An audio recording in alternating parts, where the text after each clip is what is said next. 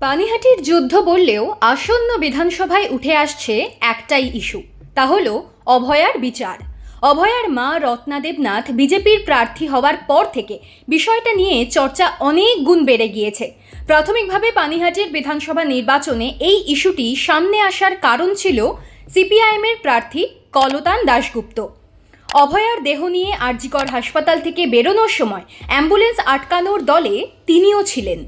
কিন্তু এখন অভয়ার মা সরাসরি প্রার্থী হওয়ার সমীকরণ অন্য খাতে বইছে। এই পর্যন্ত সবটা বেশ স্বাভাবিক খাতেই বয়েছে।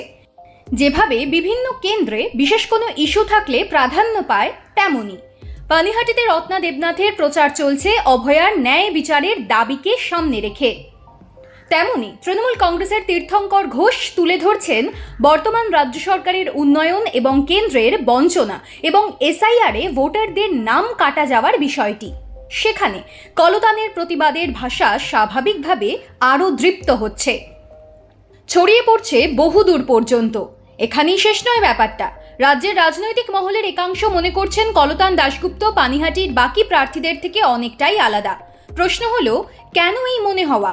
প্রাথমিকভাবে বলা যায়, কলতান একজন পুরোদস্তুর রাজনৈতিক কর্মী। প্রাক্তন বিধায়ক নির্মল ঘোষের ছেলে তীর্থঙ্কর ঘোষও তাই, যদিও তিনি প্রথমবার বিধানসভা ভোটে লড়ছেন। তবে অ্যাডভান্টেজ খানিকটা যে থাকছে, সন্দেহ কোথায়? যেহেতু তার বাবা পানিহাটির এতদিনের বিধায়ক, তাই পরিবারতন্ত্রের বিষয়টিও এনে ফেলেছেন অনেকে। আবার রত্না দেবনাথের প্রার্থী হওয়ার নেপথ্যে কারণ একমুখী। সেখানে রাজনৈতিক কারণের চেয়ে মানবিক উদ্দেশ্যকে বড় করে দেখছেন অনেকে। সেই কারণে কোনো কোনো জায়গায় রত্না দেবনাথ যেমন সমবেদনা পাচ্ছেন, কেউ কেউ আবার রাজনৈতিক ব্যক্তিত্ব নন বলেই দৌড়ে পিছিয়ে রাখছেন অভয়ার মাকে। সেদিক থেকে দেখলে সিপিআইএমের হোল টাইমার কলতানের রাজনৈতিক ভাবমূর্তি নিয়ে কোনো প্রশ্ন তোলার জায়গা নেই। এতেই শেষ নয়, কলতানের হালফিলের রাজনৈতিক কার্যকলাপ এই মুহূর্তে পশ্চিমবঙ্গের অন্যতম প্রধান কর্মীদের কাজের জগতের সঙ্গে ওতপ্রোতভাবে জড়িয়ে।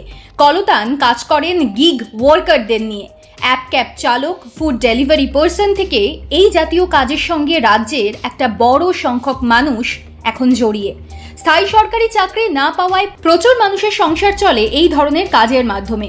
গিগ কথার মধ্যেই লুকিয়ে রয়েছে স্বল্পমেয়াদী অস্থায়ী শব্দগুলো।